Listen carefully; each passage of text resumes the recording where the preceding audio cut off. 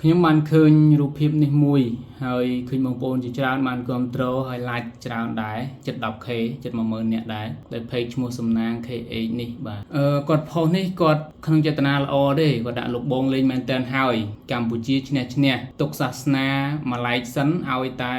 តែជាតិបានរស់ហើយទង់ជាតិកម្ពុជាមួយទៀត sticker ហ្នឹងបងប្អូនកុំលេងសើចទេរូបនេះគ្រោះថ្នាក់ខ្លាំងណាស់បាទដែលមានរូបព្រះសង្ឃហើយព្រះសង្ឃខ្មែរទៀតនេះបាទបញ្ជាក់ទង់ជាតិបញ្ជាក់អីផុសដោយជនជាតិខ្មែរហើយកាន់ B40 អីអញ្ចឹងគ្រោះថ្នាក់កន្លែងណាបាទបើសៀមវាបាញ់មកវត្តអារាមខ្មែរអីហ្នឹងវាមានរូបហ្នឹងវាយកអាហ្នឹងបង្ហាញអន្តរជាតិវាថានេះមូលហេតុដែលវាបាញ់ទៅវត្តអារាមខ្មែរកំតិចវត្តអារាមកំតិចបាញ់ប្រសង់អញ្ចឹងទៅវាមិនមែនចង់បាញ់ទេប៉ុន្តែដោយសារវារកឃើញថាកម្ពុជាមានទុកគ្រឿងសព្វាវុធជាពិសេសសូម្បីតែប្រសង់ក៏ត្រៀមសម្រាប់បាញ់មកថៃដែរអញ្ចឹងហើយនេះគឺជាការសមហេតុផលដែលថៃបាញ់វត្តអារាមឃើញខុសអត់កុំថាផុសអញ្ចឹងចំណេញណាបងប្អូនទាំងអស់គ្នាថាធ្ងន់ធ្ងរហើយជារឿងគ្រោះថ្នាក់មិនលេងសើចទេបាទហើយខ្ញុំបានខមមិនដែរប៉ុន្តែមិនដឹងគេជឿជាក់យើងគេលុបចោលឬអត់ទេប៉ុន្តែគេឃើញច្រើនហើយបើសិនជាលុបចោលជារឿងល្អបាទអាហ្នឹងគឺច្បាប់សង្គ្រាមគេធ្វើអញ្ចឹងបើសិនជាគេឃើញថានៅក្នុងទីកន្លែងណាក៏ដោយដែលមានទុកអាវុធអញ្ចឹងបងប្អូនឃើញសៀមវាចោតយើងវាចោតកាស៊ីណូជាកន្លែងទុកអាវុធស្អីជាកន្លែងទុកអាវុធទាំងអស់អញ្ចឹងវាបាញ់គឺវាបាញ់តែកន្លែងទុកអាវុធចុះទម្រាំតែវាមានរូបភាពរបៀបនេះទៀតណាអញ្ចឹងអាសៀមកំពុងខ្វះផុសតាងសម្រាប់បង្ហាញគេហើយយើងមកផុសចឹងសួរថាយើងជួយខ្មែរបំផ្លាញខ្មែរជារឿងគ្រោះថ្នាក់ឲ្យបងប្អូនខ្លះទៅខមមិនគ្រប់ត្រូលអត់ល្អទេណាជារឿងគ្រោះថ្នាក់គឺជារឿងបំផ្លាញជាតិឯងទាំងស្រុងហ្មងខ្ញុំឧទាហរណ៍ថាបើសិនមានលើកទី3គេយករូបនេះបង្ហាញទៅចប់ហើយចប់គ្រោះថ្នាក់ណាស់ហើយមិនមែនតែរឿងប្រសង់ទេឥឡូវនិយាយរឿងប្រសង់ឲ្យចប់សិនរឿងថាបាញ់អីណានៃទុកឲ្យខាងធម្មការសាសនាគេអ្នកចាត់ចែងមិនគ្រាន់ថាអ្វីដែលយើងគួរកត់សម្គាល់គឺ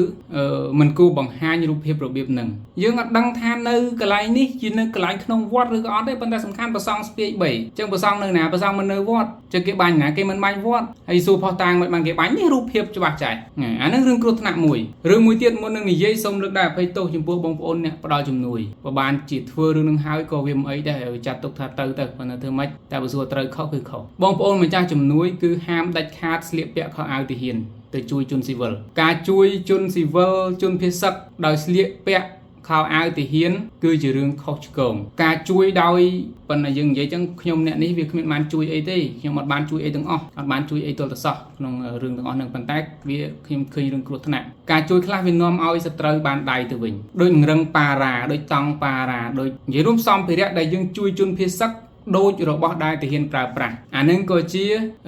ការផ្ដល់ភស្តុតាងឲ្យសត្រូវដែរសត្រូវគេចោទយើងថាយកជនភេសកមកបាំងខ្ទប់ឬក៏លាក់បាំងនៅជំរំទាហានគេចោទកន្លែងជនភេសកយើងថាជាជំរំទាហានក៏បានដែរអានឹងរូបភាពដែលយើងមានរឹងប៉ារ៉ាមានអីឬក៏អ្នកទៅជួយដូចលោកម្នាក់លោកស្រីម្នាក់ដែលឥឡូវជាប់គុកបាត់ហើយតែគាត់ពាក់ខោអាវទាហានអីចឹងទៅជួយអីចឹងបើគាត់ទៅជួយនៅប្រទេសអង្គរៈកងអង្គរៈដែលឯកឧត្តមតេជហ៊ីនមានហៀងគាត់ទទួលនោះវាមិនអីទេព្រោះនោះជាប្រទេសទាហានស្រាប់ហើយប៉ុន្តែបើដូចជំរុំជនភេសកបងប្អូនដែលស្លៀកខោអាវប៉ារ៉ាឬក៏ពាក់ដូចទាហានឬក៏យករបស់ដែលទាហានប្រើប្រាស់ដូចជារឹងប៉ារ៉ាអីហ្នឹងទៅជួយពួកគាត់វាអាចថាជួយសម្រាលពួកគាត់ហើយវាជារឿងពិតគាត់ពិតជាត្រូវការរឹងសម្រាប់មែនហើយភ្លាមក៏យើងមិនដឹងទៅរងរឹងដែលវាអត់មានប៉ារ៉ានៅឯណាបានដែរប៉ុន្តែបើសួរថាហេតុផលគេបាញ់គេមានហេតុផលបាញ់យើងបានគេចោទយើងថាកន្លែងទាហានកន្លែងអីចឹងទៅអញ្ចឹងខ្ញុំសំណូមពរថាលើក្រោយបើសិនជាបងប្អូនអាចទៅជួយទៀតសូមជៀសវាងរបស់ដែលទាហានប្រើប្រាស់ដោយរូបរបស់ទាហានបើយកទៅជួយទាហានវាមិនអីទេប៉ុន្តែយកទៅជួយជនភេសកបងប្អូនគួរណាស់តែយកគំរូតាមថ្នាក់ដឹកនាំយើងឃើញថ្នាក់ដឹកនាំគាត់ជួយជនភេសកគាត់អត់មានរឹងប៉ារ៉ាទេបាទថ្នាក់ដឹកនាំអត់យករបស់ប៉ារ៉ាដែលទាហានប្រើប្រាស់ទៅជួយជនភេសកទេបងប្អូនចំណាំមើលសម្ភារៈនានាដែលសម្ដេចពុកសម្ដេចម៉ែសម្ដេចធិបតីសម្ដេចលោកជំទាវលោកជំទាវបច្ចាមនីលោករៀបចំទៅជួយជនភេសកផ្សេងជួយទាហានផ្សេងហើយយើងសង្កេតមើលអ្វីដែលថ្នាក់ដឹកនាំលោកយកទៅជួយជនភេសកគឺមិនមានជាងរឹងប៉ារ៉ាឬក៏របស់ដែលដូចរបស់ទាហានទេបាទដូចក៏អាវទាហានទេនិយាយងាយស្រួលហើយថ្នាក់ដឹកនាំដែលយកជំនួយនឹងទៅជំនួសថ្នាក់ដឹកនាំធំណាដូចបងប្អូនអាជ្ញាធរខេត្តអីនានាបើជាប៉ូលីសទាហានក៏អត់ពាក់ខោអាវទាហានចូលដែរគឺពាក់ខោអាវជនស៊ីវិលចូលទៅចែកអំណោយនឹងទៀតបើអត់មានរូបភាពទាហានទេពីព្រោះអីគេធ្វើអញ្ចឹងដើម្បីការពារការចោទប្រកាន់ពីសំណាក់កងទ័ពសៀមថាកន្លែងហ្នឹងជាកន្លែងមូលដ្ឋានកងទ័ពអីចឹងទៅយើងដឹងថាអត់មានប៉ុន្តែវាចោទហើយអញ្ចឹងអន្តរជាតិអូខេពិបាកនឹងវែកញែកបកស្រាយកន្លែងហ្នឹងដែរ đôi vọt đôi giờ bờ sông đại can là vọt chẳng đôi kia chẳng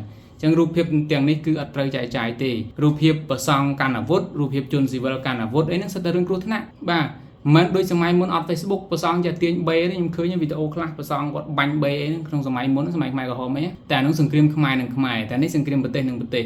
បាទថៃកំពុងតែខុសរឿងបាញ់វត្តអារាមហើយដល់តែយើងទៅយកអារូបភាពប្រសង់កាន់បេអញ្ចឹងយកមកបង្ហាញគេវាដូចផ្ដល់ផុសតាងឲ្យថៃទៅបង្ហាញអន្តរជាតិថាវាអត់ខុសចឹងបាទហើយអន្តរជាតិដល់ឃើញហ្នឹងគេមិនដឹងប្រសង់ទេគេគ្មានប្រសង់ជាមួយយើងទេគេឃើញកន្លែងហ្នឹងមានអាវុធគេកាត់បន្ថយកំហុសរបស់ថៃបាត់ឧទាហរណ៍ថៃខុស 100% ដល់យើងបង្ហាញរូបប្រសង់លីបេលីអីនេះទៅថៃខុសតែ 50% អីទៅវាអញ្ចឹងបងប្អូនក្នុងភូមិវាជារឿងខុសធ្ងន់ធ្ងរដែលយើងមិនគួរនាំគ្នាចែករំលែកនិយាយដូចនេះមិនមែនវាយបំបាក់ទឹកចិត្តបងប្អូនអ៊ំពូមីងដែលជាអ្នកផ្ដល់ជំនួយទេប៉ុន្តែសង្ឃឹមថាវាជាផ្នែកមួយពីព្រោះខ្ញុំមិនមែនបានន័យថាអ្នកជួយចាំឲ្យខុសអត់ទេជួយពិតជាល្អហើយបានជួយសម្រាលពួកគាត់ហើយ